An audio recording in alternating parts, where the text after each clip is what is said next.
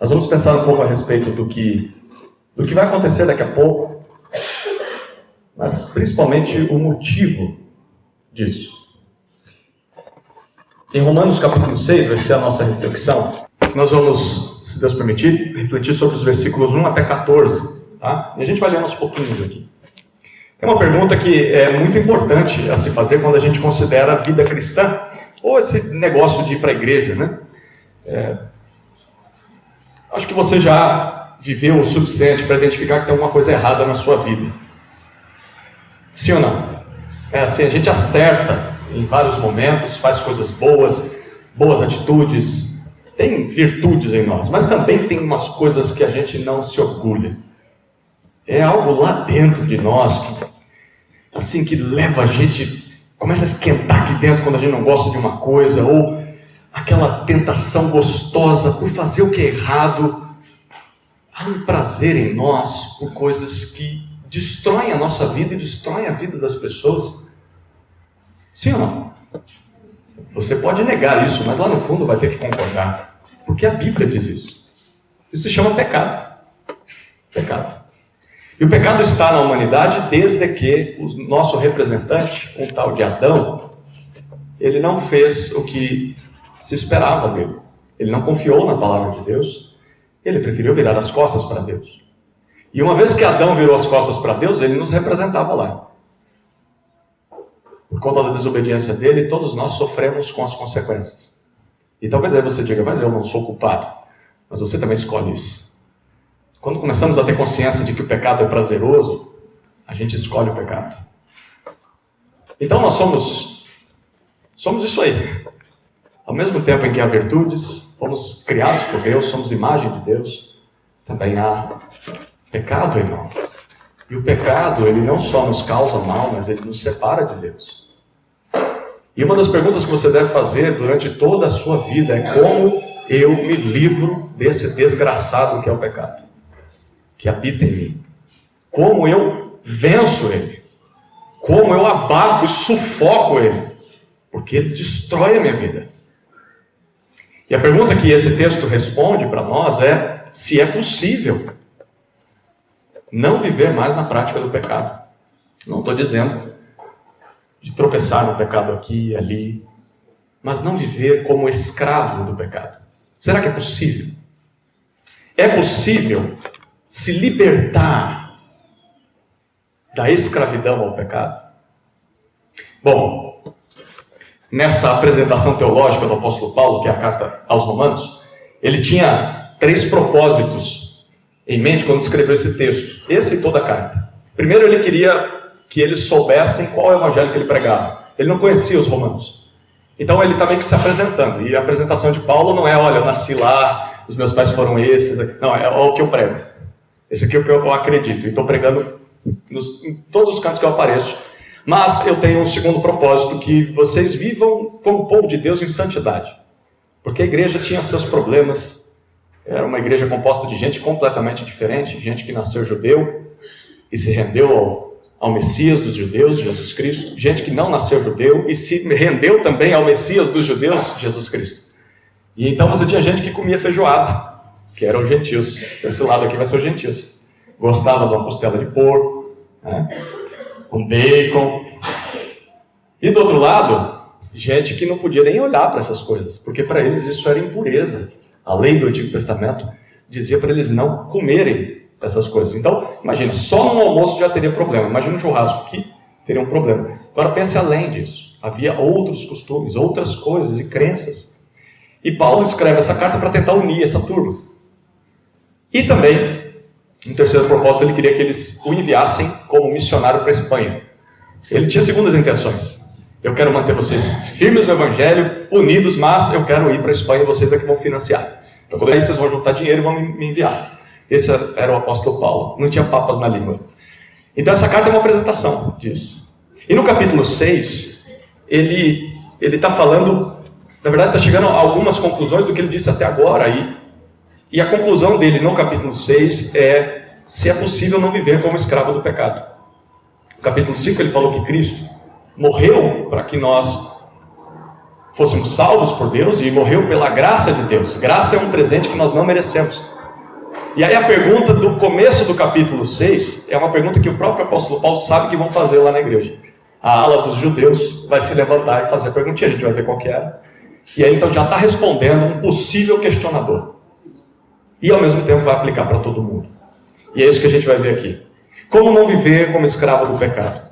Entenda esses 3 significados aqui. São 3 significados que, se nós compreendermos, nós estamos no caminho mais próximo de não viver como escravos do pecado. Primeiro significado, entenda o que é o nosso batismo. Entenda o significado do nosso batismo. Olha os versículos 1 a 4. Que diremos então? Continuaremos no pecado? Lembra aquela ala dos judeus? São vocês aqui os judeus, tá? Vocês levantaram a mão. Paulo não deu nem tempo deles levantarem a mão. Já está respondendo a pergunta que ele sabia que eles fariam. Vamos continuar no pecado para que a graça aumente ainda mais? Já que nós somos salvos pela graça, quanto mais pecado, mais graça. Ele responde, de modo nenhum. Como viveremos ainda no pecado, nós que já morremos para ele? Ou será que vocês ignoram que todos nós, ele está se referindo a quem na igreja? Só a ala dos judeus? Só a ala dos gentios? Só meia dúzia da igreja? Todos nós. Olha o versículo 3. Vocês ignoram que todos nós fomos batizados em Cristo Jesus. Fomos batizados na sua morte. Fomos sepultados com ele na morte pelo batismo, para que, como Cristo foi ressuscitado dentre os mortos pela glória do Pai, assim também nós andemos em novidade de vida. Para não viver como escravo no pecado, primeiro entenda o significado do nosso batismo. Paulo aqui basicamente faz 2 perguntas e responde as 2 perguntas. E o que ele está dizendo nesses versículos é que o batismo é como uma ilustração da nossa morte para o pecado. Olha o versículo 1, ele faz a pergunta, nós vamos continuar no pecado? Para que, é aquela velha frase, né? Eu fui salvo pela graça, salvação não se perde, então posso continuar vivendo no pecado. Porque assim, é pela graça, quanto mais pecado eu tenho na minha vida, mais o amor de Deus vai se manifestar. Conhece gente assim? Eu já fui salvo lá, quando eu tinha 14 anos de idade, fui batizado, nunca mais apareci numa igreja, mas eu sou salvo. Está garantido. Mas a vida é uma vida assim de imundície, de podridão. É essa a pergunta que Paulo está respondendo. Que história é essa? Bom, a resposta dele é de modo nenhum. E a lógica dele aqui é a seguinte, olha. Não existe essa possibilidade. Se você pensa, olha, quanto mais eu peco, mais a graça se manifesta, então eu vou pecar ainda mais, não tem problema. Paulo diz, isso não é uma possibilidade, porque nós morremos para o pecado. Não é uma pergunta de quem foi salvo. Essa pergunta, eu vou continuar no pecado, não é uma pergunta lógica para quem entendeu o que é a graça. Se você pensa dessa forma, talvez você ainda não tenha sido alcançado pela graça. Se você pensa assim, tudo bem, viver no pecado, me esbaldando daquilo que eu tinha antes de conhecer a Jesus, conheci Jesus, me entreguei a Ele, fui salvo, garantido, e agora então eu volto para aquela vida de sujeira. Talvez não foi Jesus que você encontrou, não. No máximo você tomou um banho em alguma piscina, no máximo você se tornou membro de uma igreja, mas encontrar a Jesus e a graça, não. Esse não é o tipo de pergunta que alguém que encontrou a graça faz. Nos versículos 3 e 4 ele faz a segunda pergunta. Ou será que vocês ignoram que todos nós que fomos batizados em Cristo, fomos batizados na sua morte? Agora Paulo está esbanjando teologia, que a gente vai ter que fazer um exercício mental para entender o que ele está dizendo.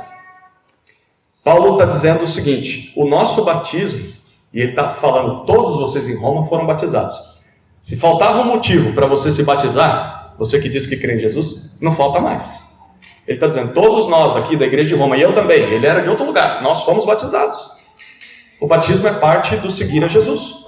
É o que Jesus espera de quem crê nele. Tem gente que fica esperando até o último momento da vida, sabe? Eu criei em Jesus lá na minha adolescência, mas ainda não estou pronto para batizar. Que história é essa de pronto para batizar? Você não estava pronto para crer em Jesus? Quando você crê em Jesus, Jesus já diz, então agora você está pronto para ser batizado, começar a me obedecer. Eu já batizei pessoas que só no final da vida tomaram uma decisão para o batismo. Mas que diziam que eram crentes. Não parece que é isso que a Bíblia diz. Você crê em Jesus. O próximo passo é dar os passos necessários para o batismo. É a próxima etapa da escadaria. É o próximo degrau a subir. É uma das ordenanças de Jesus. E Paulo diz, esse batismo que todos nós passamos, nos identifica com a morte e a ressurreição de Jesus. A ideia é a morte para o pecado e a nova vida. A expressão que ele usa no versículo 4, andemos em novidade de vida, traz a ideia de uma estreia. Sabe, né? Quando você sai do quarto, todo bonitão, com aquela roupa nova, você fez aquela maquiagem, e aí você diz, estou pronto para minha estreia. Né? Parece estar estreando. Né? Tem gente que anda assim, né? Desfilando. É muito melhor do que isso, que o Paulo está dizendo aqui. A ideia é de uma vida que você não conhecia e que vai passar a desfrutar a partir de agora. É uma nova vida, é novidade, é estreia. Você não conhecia. É isso que significa crer em Jesus. No momento em que você nasce de novo, nasce para uma vida que ninguém conhecia, nem você. É uma aventura. Apesar que vai ser uma luta, mas é uma aventura. É uma vida nova. Apesar de que continua o mesmo corpo, continua a mesma cara feia, continua morando na mesma casa, com os mesmos familiares, mas é uma vida diferente. Uma vida nova. A gente vai ver sobre isso na sequência do texto. Primeiro significado para que eu não viva mais o pecado. Entenda o seu batismo, nosso batismo. Ele é uma ilustração de que eu morri para o pecado. De como Jesus morreu e ressuscitou, eu nasço, eu saí das águas para uma nova vida. O batismo ilustra isso. Então, se você quer continuar vivendo no pecado, lembre do batismo. Certa vez eu fui batizar, estava junto com uma equipe, a gente foi batizar uma senhora. E aí eu perguntei para ela, você está pronta para ser batizada? Ela falou, estou pronta para aceitar Jesus. Eu falei, opa, tem alguma coisa errada aqui, minha senhora. Porque eu aceitar Jesus era antes desse processo. Não é entrar numa água que vai fazer com que Jesus venha assim sobrenaturalmente e entre em você nesse momento. Isso é um resultado de já ter aceitado Jesus, já ter crido em Jesus. O batismo é uma figura, uma imagem do Evangelho. Tem dois teatros que Deus mandou que a igreja fizesse. Tem gente que gosta de fazer apresentação teatral na igreja, né? Nada daquelas danças e tal. Não, dois teatros. Dois teatros que mostram o Evangelho, ilustram o Evangelho. Primeiro teatro, batismo. Você veio para uma apresentação de teatro. Uma ilustração, uma encenação do Evangelho. Você morre e você ressuscita para uma nova vida. Como Jesus morreu para o pecado e ressuscitou para nos dar vida. Segundo teatro, todo mês, quando você está na tua igreja, na vida de comunhão com a tua igreja, quando tem um pedaço de pão e uns copinhos com suco de uva, e nós celebramos a ceia do Senhor, mais uma encenação. O pão representa o corpo de Cristo, o suco ou vinho, dependendo da sua denominação, representa o sangue da nova aliança. Dois teatros que Deus mandou que a igreja fizesse, para lembrar do Evangelho. Se você quer vencer o pecado, lembre-se do que significa o batismo. Não foi à toa. Ele representa a sua morte para aquela velha vida de pecado e uma nova vida. Que estilo de vida é essa? Bom, isso depende do que Paulo vai dizer no segundo ponto. Para você não vencer, ou vencer o pecado, não ser mais escravo do pecado, lembre-se da nossa união com Cristo. Olha os versículos 5 a 11. Acompanhe comigo a leitura. 5 a 11.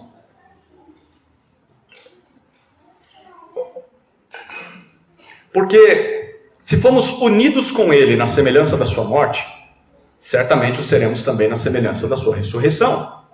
Sabendo isto, que a nossa velha natureza, nosso velho homem, foi crucificada com Ele, para que o corpo do pecado seja destruído e não sejamos mais escravos do pecado. Pois quem já morreu está justificado do pecado. Ora, se já morremos com Cristo, cremos que também viveremos com Ele. Sabemos que, havendo Cristo ressuscitado dentre os mortos, já não morre. A morte já não tem domínio sobre ele. Pois quanto a ter morrido, de uma vez para sempre morreu para o pecado. Mas quanto a viver, vive para Deus. Assim também vocês considerem-se mortos para o pecado, mas vivos para Deus em Cristo Jesus. Para que você saia da escravidão ao pecado. Entenda o significado da nossa união com Cristo.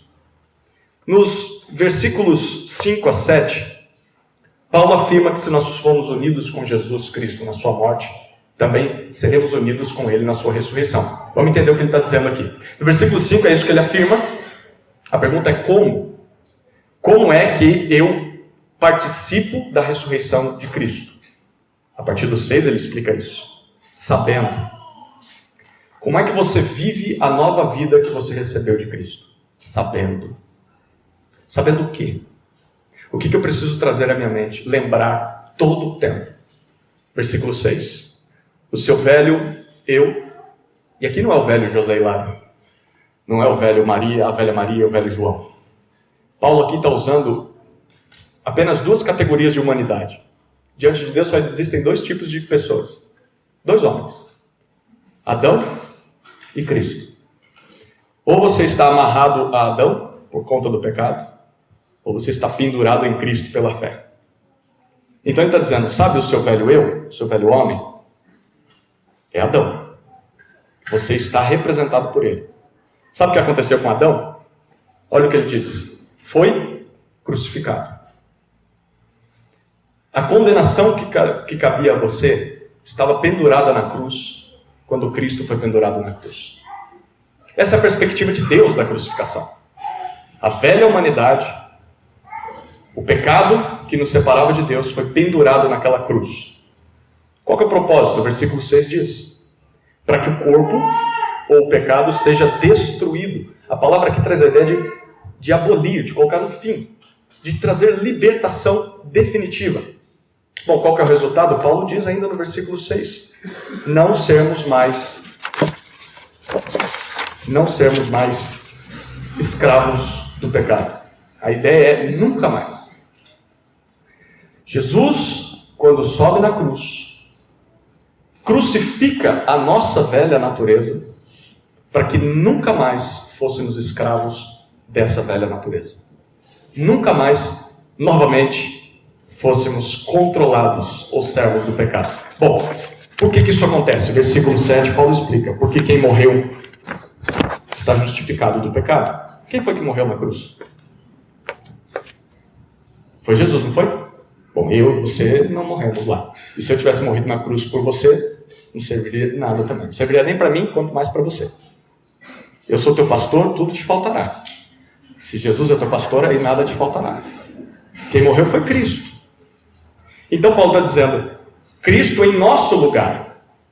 E se Cristo estava morrendo em nosso lugar, então nós também recebemos justificação. E a palavra aqui é declarado justo, livre de qualquer acusação. Alguém puro diante de Deus. Tem algumas aplicações para a gente aqui. A primeira aplicação é que a morte de Jesus foi suficiente para nos declarar justos diante de Deus. Nós não precisamos fazer mais nada para tentar alcançar o favor de Deus. Na verdade, tudo que a gente tenta fazer não consegue alcançar esse favor. O que isso significa?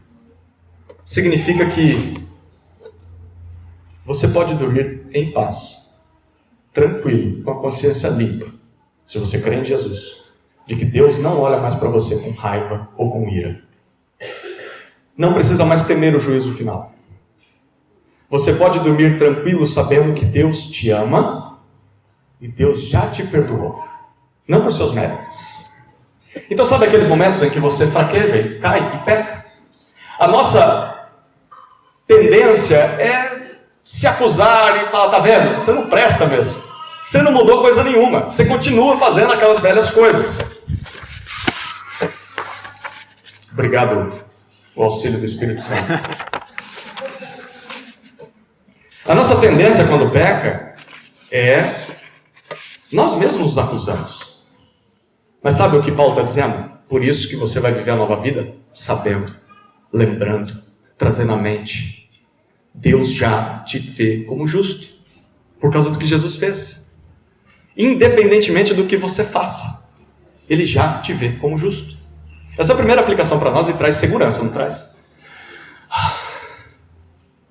Graças a Deus. Que bom.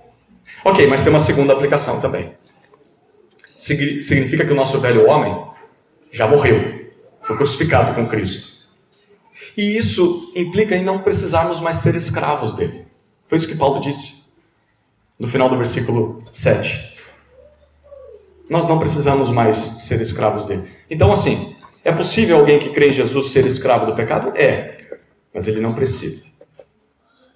Ele tem a capacidade de olhar para essa carne miserável, desgraçada, e falar, você foi crucificada.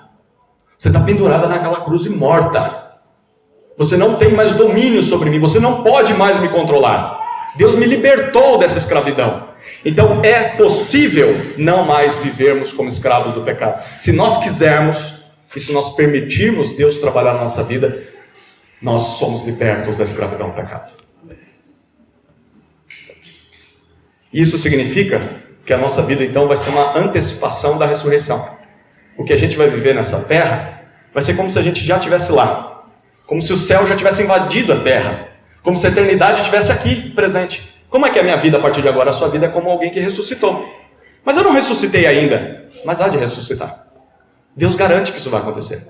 Lá você vai receber um novo corpo glorificado, sem mancha, sem pecado, sem doença, sem fraqueza e sem feiura. Todo mundo belo, do jeito que você é, tá? Essas são as pessoas que não veem isso. Talvez a sua mãe veja que você disse que você é bonito.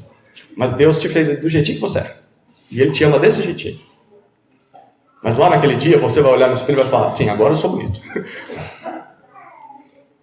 E como é que a gente vive nessa terra? Como se já tivesse chegado lá. É a nova vida. Bom, mas aí Paulo faz uma segunda afirmação, os versículos 8 a 11. E ele diz, se nós já morremos com Cristo, também viveremos com Ele. É isso que ele afirma no versículo 8. A pergunta é, tá, como, Paulo? Como eu vou viver com Cristo? Versículo 9, de novo ele usa a palavra sabendo. Na nossa Bíblia, para alguns foi traduzido como sabemos, mas quando Paulo está escrevendo, ficou igualzinho o que ele disse lá no versículo 6, sabendo. Então, como é que eu vivo com Cristo uma nova vida? Sabendo o seguinte, olha o versículo 9. Após ressuscitar, Cristo não morre mais. A morte não tem mais domínio sobre Cristo. O que está dizendo? Houve um momento na vida de Cristo em que a morte o dominou. Houve um momento em que a morte o reteve. Você lembra desse momento? É claro, quando ele permite. Ele entrega o Espírito na cruz, precisava que ele morresse. Então ele diz, Pai, nas tuas mãos entrego o meu Espírito. E expirou. Jesus se entrega à morte, mas naquele momento a morte o teve. Naqueles 3 dias, ele foi sepultado e a morte o dominou. Pelo menos o seu corpo físico. Mas, Paulo diz no versículo 9, quando Cristo ressuscitou, a morte não mais tem poder sobre ele e nunca mais. A ideia é impossível que a morte consiga atingir Cristo mais uma vez. Foi uma vez e ponto final. E aí a razão está no versículo 10. Ele diz, ele morreu uma vez. E a ideia aqui é, ele morreu definitivamente para vencer o pecado.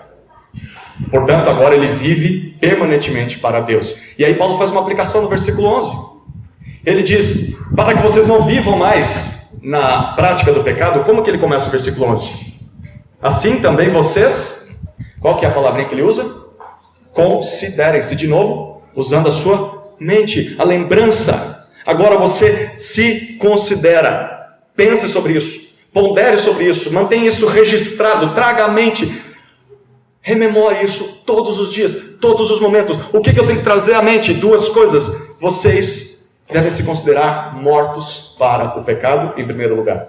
Mortos para o pecado na morte de Cristo. Quando Cristo morreu, eu morri junto. Aquilo que me escravizava foi vencido.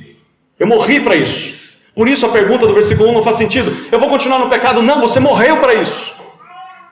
Considere-se morto para o pecado. E em segundo lugar, considere-se vivos para Deus em Cristo Jesus. Tem 2 aplicações para nós aqui. A primeira é que isso aqui não se trata apenas de uma ideia do sentido pense positivo. Como se agora eu fosse mudar de profissão e fosse virar um coach, né? E aí você tem que mudar o seu mindset. Gostou, né? Então mude o seu mindset, mude a sua forma de pensar. Pense positivo, foco, força e fé. É assim que a gente vai vencer o pecado. Não, não é isso. Não se trata de pensamento positivo, se trata de um fato teológico, é uma realidade. Para Deus isso já aconteceu. Você já morreu para o pecado. Mesmo que às vezes a gente olhe e não pareça, esse miserável está mais vivo do que nunca. Não, ele está aí sim, ele está aí. A carne continua carne pecaminosa, mas ela já não mais tem domínio sobre você. ela já não é mais senhora da sua vida. Então, nesse sentido, você morreu para o pecado. É um fato teológico. Na morte de Cristo, nós somos libertos. Morremos para o pecado. Mas, ao mesmo tempo, também é uma realidade o fato de que Deus nos considera vivos para Ele. É para isso que você vive. Por isso, quando a gente está voltando para o pecado, é como se Deus estivesse olhando do céu dizendo, mas isso não faz sentido. É ilógico. Que agora você está vivo para mim. Eu te comprei para viver para mim. E como é que eu venço o pecado? Lembrando dessas coisas. Considere-se morto para o pecado, mas vivo para Deus. O primeiro passo para você parar de fazer o que você faz, que está acabando com a tua vida, está acabando com o teu casamento, está acabando com a tua família, está acabando com a sua profissão. O primeiro passo começa aqui. Lembre-se, você morreu para isso. Isso aqui não me domina mais, é possível sair disso. E a minha vida, o meu tempo, a minha mente, os meus atos, tudo isso é para Deus. É uma nova vida. É possível. Considere-se morto para o pecado, vivo para Deus. Traga isso à mente, essa segunda aplicação. E tudo vai mudar na sua vida. Traga isso à mente todos os dias. E tudo vai mudar. Você vai perceber. Confie nessa palavra. Confie na palavra de Deus. Deus não mente. Se está escrito aqui, e Paulo está dizendo sim, considere-se, porque é um fato. Você vai começar a experimentar a transformação na sua vida. Tá, mas ainda falta prática, né? Ok, eu considero, e aí? Né? E quando eu estou sozinho no meu quarto? E quando eu estou sozinho com meu namorado, minha namorada? E quando eu estou diante de uma situação tentadora, de sonegar um valor aqui, de pegar algo que não é meu, ninguém está vendo, como é que eu faço? Como é que eu lido? Porque eu estou me considerando morto, mas a tentação está lá, eu quero fazer aquilo lá. Bom, tem o terceiro ponto, terceiro significado para você se viver livre do pecado, entenda o significado da nossa nova vida. Então, primeiro, entenda o significado do nosso batismo. Ele ilustra a nossa morte para o pecado e a ressurreição. Segundo, entenda o significado da nossa união com Cristo. Teologicamente, nós somos libertos da escravidão ao pecado. Terceiro, entenda o significado da nossa nova vida. Talvez você não sabia disso. Talvez não tinha pensado mais a respeito disso. Mas agora vem a prática. Versículos 12 até 14. Olha o que diz.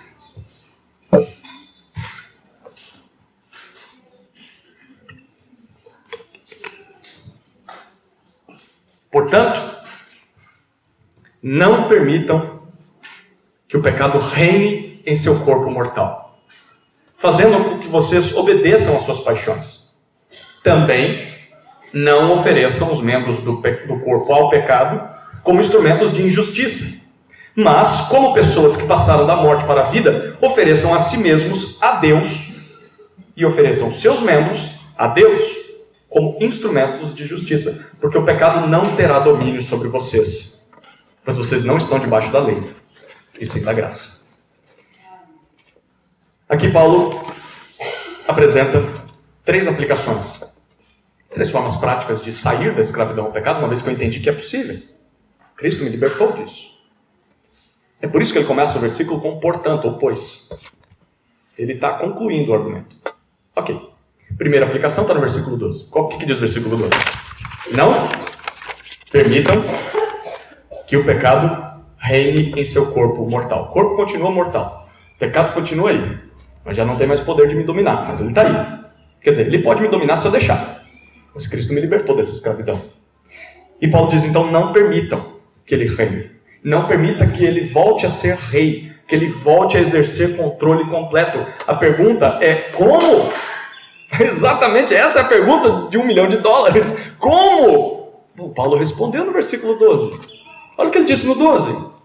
De modo que, não permita que o pecado reine em seu corpo mortal, fazendo com que vocês obedeçam às suas paixões. Como não permito que o pecado reine em mim? Não obedeça às paixões do pecado. Primeira coisa. Se em primeiro lugar eu preciso me considerar, lembra disso? Considere-se morto para o pecado, vivo para Deus. Morto para o pecado, vivo para Deus. Essa é uma verdade teológica que vai afetar a minha prática. Eu não vivo mais como escravo desse negócio. É possível sair disso. Ok. Agora você vai lidar com as emoções, com os desejos. A palavra que Paulo usa para paixões aqui são os desejos mais profundos, aqueles mais obscuros, que ninguém consegue chegar, só você sabe. Só você sabe o que você sente. Aquela paixão incontrolável por aquilo que te dá prazer, mas você sabe que é um prazer errado. Uma palavra que também pode ser traduzida por luxúria, por uma cobiça pecaminosa. Todas as vezes em que as paixões surgirem, não obedeça a elas. Aqui é a primeira aplicação. Não permita que o pecado reine. Como eu faço isso? Quando ele se manifestar. Quando ele colocar a cabecinha na porta e falar assim, deixa eu entrar, você fecha a porta na cara dele. Aqui não. Não. Eu sei que isso aí está errado. Eu sei que isso vai acabar com a minha vida, vai acabar com a vida das pessoas. Não. E você tem o poder de dizer não. É a primeira coisa que Paulo diz. Não obedeça às suas paixões. Não atenda a porta. Vai lá. Sabe aquele memezinho de Instagram, né? Fica aquele diabinho aqui no pescoço. Vai lá, faz isso. Vai lá, mostrado, né? Vai lá. Se entrega. Você diz, sai daqui. Não. Só que não é o diabinho que vai estar no teu ombro. É o diabinho que está em você. Esse demônio que é o pecado. A carne está dentro de nós, querendo o que é contrário à vontade de Deus. E nessa hora você diz, cala a boca. Você não manda em mim mais. Não manda em mim mais. Não vou fazer o que você quer. Não vou. Então, tem algumas aplicações para a gente. Não é só porque você deseja algo que você deve buscar a satisfação desse desejo. Porque os nossos desejos, eles são corrompidos pelo pecado. Até quando as coisas são boas, a gente até deseja coisas boas às vezes. Às vezes. A gente deseja filhos tementes a Deus, a gente deseja um casamento feliz, que glorifica a Deus, a gente deseja uma igreja unida e feliz, que se submete à palavra. Mas aí a gente deseja tanto isso, que a gente mistura isso com o pecado. E aí se não vê isso na vida da gente começa a pecar. E fala, mas meu desejo é legítimo. Mas ele foi misturado com os desejos ímpios aí, você nem percebeu. Então sempre está analisando, eu estou desejando, é desejo bíblico isso aqui, e eu estou buscando isso de uma forma bíblica. Senão eu não preciso satisfazer os meus desejos. Não é só porque eu quero algo que eu devo fazer algo. Eu conheço 2 pessoas muito carinhosas, muito amorosas, muito gente boa. Eles são 2 rapazes do mesmo sexo, que cresceram na igreja, que ouviram isso que você está ouvindo agora, mas que num dado momento sentiram desejos pecaminosos, mas não perceberam que eram pecaminosos. E simplesmente começaram a pensar, eu não desejo menina. Eu acho que eu desejo é menino. Eu vejo casais na igreja, mas eu não vejo prazer nisso. Não é possível. O que eu faço com isso? Foi o momento em que eles deveriam ter dito, não. Não é só porque é um desejo que eu tenho que satisfazer. Ele está corrompido pelo pecado. Não foi o que eles fizeram. Não foi. Eles simplesmente disseram, tá bom.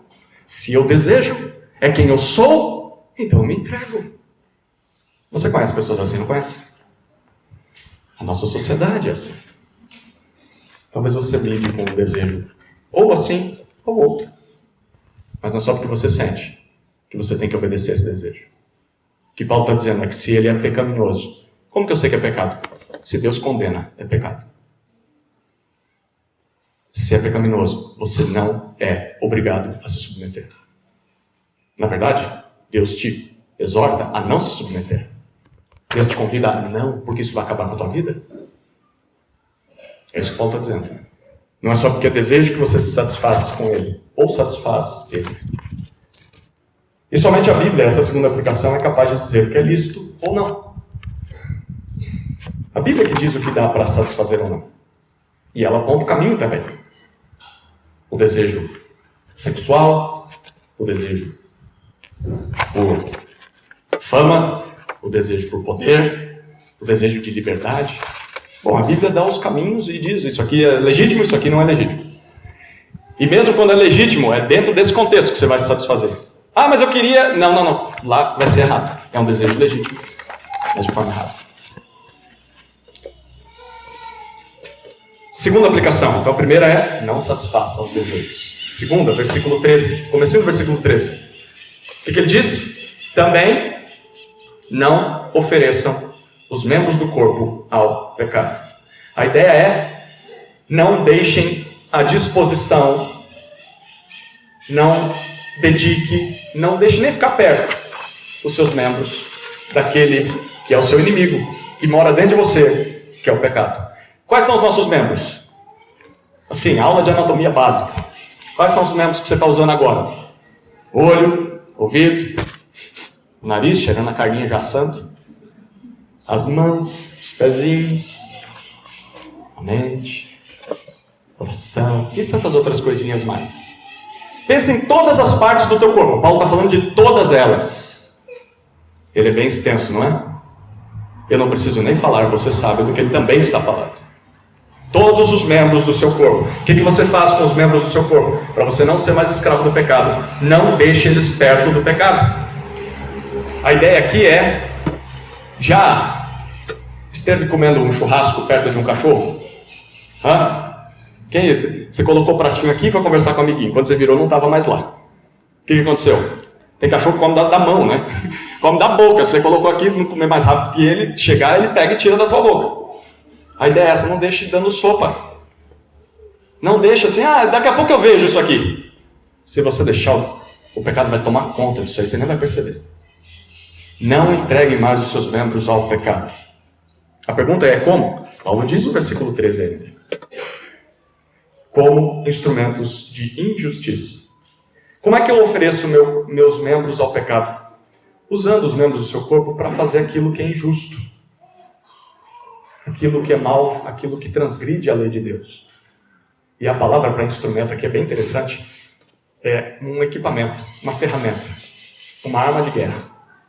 Não permita que os seus membros sejam usados para aquilo que não foram criados. Não foram criados para isso. Então, para alguém que crê em Jesus, pecar é um ato, ouça isso, grave isso. Se você já crê em Jesus, pecar é um ato da sua vontade. Você se oferece ao pecado. Porque Paulo está dizendo, não se ofereça. Se ele dá uma ordem para nós, e nós não somos capazes de cumprir, seria injustiça. Deus está sendo maldoso com a gente. Mas se ele dá uma ordem, e nós desobedecemos, é porque nós falhamos. Ele já deu a competência, ele já deu a capacidade. Quando você peca, foi um ato da sua vontade, você se entregou ao pecado. Então diga não. Conscientemente, não vou fazer. Mas a vontade está tão grande, ninguém vai ver, vai lá, é só essa vez. Não vou. Ouse dizer isso. E o Espírito Santo vai usar a tua vontade de dizer não. E ele vai começar a te controlar para que você se afaste dessa desgraça que está arrebentando com a tua vida. Não vou entregar. Mas para quem não crê em Jesus, grave isso também.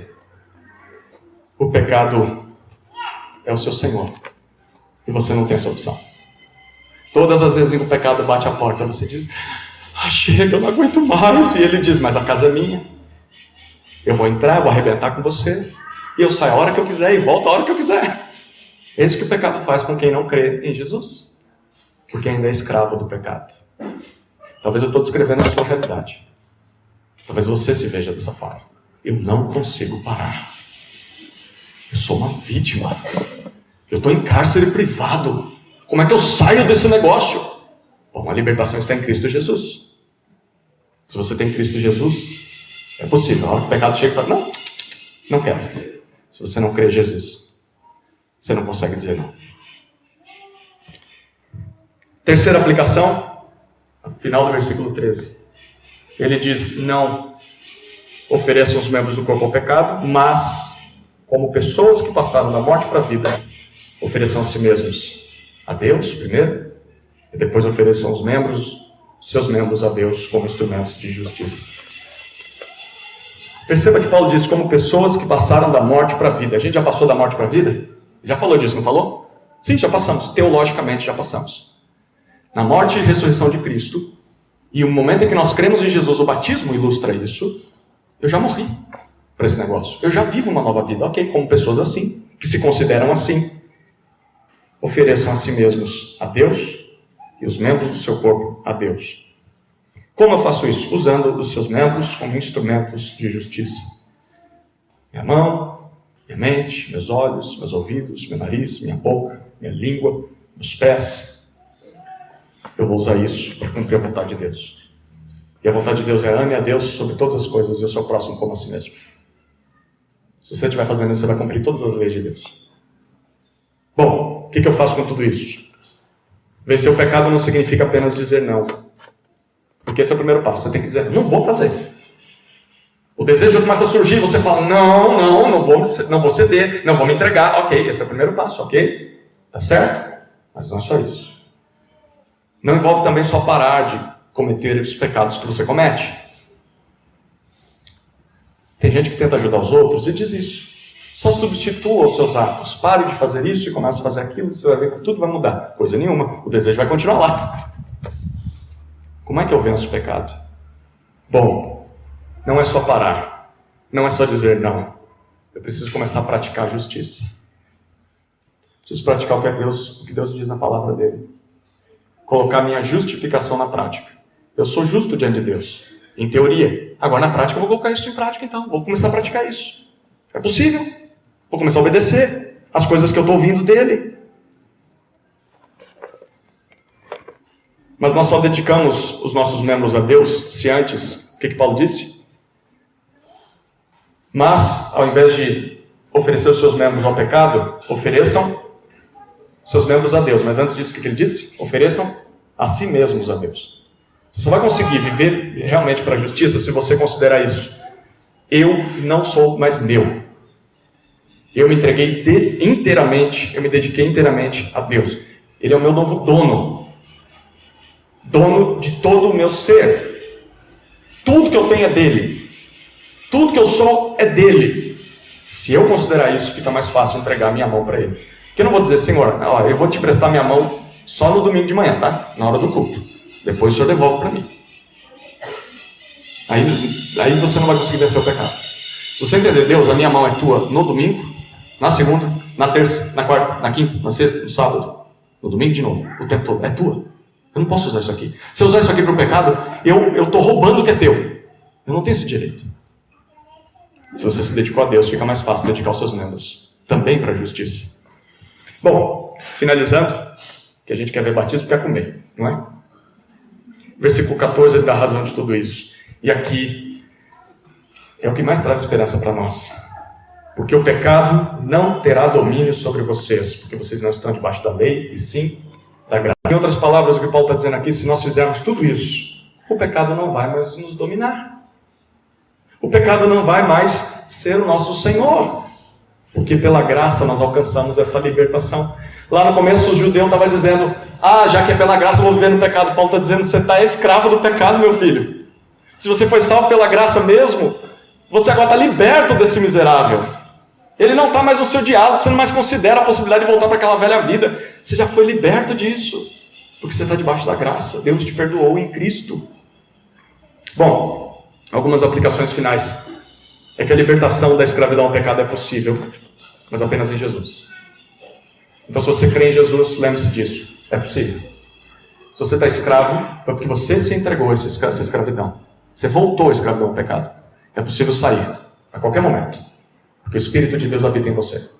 É possível. Mas se você não crê em Jesus, aí é um problema. Porque você precisa se entregar a Cristo. Porque senão você vai continuar escravo do pecado pelo resto da sua vida. Vai ser uma vida miserável e uma eternidade miserável. De condenação. Então, se nós já cremos em Jesus, essa libertação está disponível. Você vai ter que se esforçar. É o processo de santificação. Mas também pode ter esperança, dá para começar hoje. E apenas um alerta e uma provocação. Talvez você hoje olhe e fale, eu sou incapaz de buscar isso. Ou eu simplesmente não tenho desejo de buscar santificação. Talvez esse seja um sinal de que você ainda esteja debaixo da lei. Seja o sinal de que ainda você é escravo do pecado. Se você é escravo do pecado, Deus está te dando hoje a oportunidade de ser liberto. Creia em Jesus, que morreu e ressuscitou para te libertar dessa escravidão. E o batismo vai ser um exemplo disso, uma ilustração disso. E aqueles que vão ser batizados, todos os 8 nomes que citei, também creram nessa mensagem. Se você é amigo, familiar, um ente querido dessas pessoas que vão ser batizadas. O maior desejo delas é que você também se renda a Jesus. O maior desejo delas é que você viva essa vida nova que eles receberam. Então, se você já vive, se alegre, celebre, encoraje essas pessoas a continuarem buscando a santidade. E você também seja um exemplo disso. Se você ainda não crê em Jesus, saiba que esse é o ponto alto dessa manhã, desse dia. Deus quer que isso aconteça com você e Ele te oferece isso. Amém? Amém. É possível vencer o pecado? É possível sair da escravidão ao pecado? Sim. É algo possível e disponível a todo aquele que crê em Jesus. Vamos orar? Deus, muito obrigado pela Tua palavra e pela esperança que ela nos traz em Jesus Cristo. Se dependêssemos de nós mesmos, nós nunca conseguiríamos vencer o pecado. Mas por graça, o Senhor nos oferece perdão, salvação eterna. Mas antes de chegar o último dia, a nova Jerusalém, antes de recebermos um novo corpo, o Senhor já nos possibilita experimentar uma nova vida hoje. Essa nova vida que começa de dentro para fora, que nos liberta da escravidão ao pecado, que nos capacita a vencê-lo e a sermos mais parecidos com Teu Filho Jesus. Obrigado por essa manhã, por lembrarmos dessa mensagem. E eu oro para que todos nesse salão, nesse ambiente aqui, todos experimentem o que isso significa.